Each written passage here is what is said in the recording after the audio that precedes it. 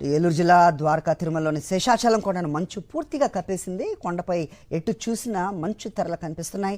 ఈ సీజన్లో చలికాలం ప్రారంభమయ్యాక ఇంత పెద్ద ఎత్తున మంచు కురవటం ఇదే మొదటిసారి. కొండపైకి వెళ్లే ఘాట్ రోడ్ పూర్తిగా మంచులో మునిగిపోయింది. శేషాచలంపై మంచు దుప్పటి పరిచినట్లుగా ఉన్నట్టు ఆహ్లాదకరమైన వాతావరణం భక్తులకు కనువిందు చేస్తోంది. స్వామివారి అనివేటి మండపం, గోశాల, శ్రీవారి ఘాట్ రోడ్లను మంచు పూర్తిగా కప్పేయటం భక్తులను అలరిస్తోంది.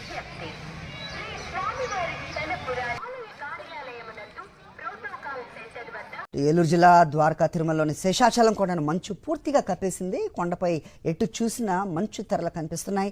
ఈ సీజన్లో చలికాలం ప్రారంభమయ్యాక ఇంత పెద్ద ఎత్తున మంచు కురవటం ఇదే మొదటిసారి.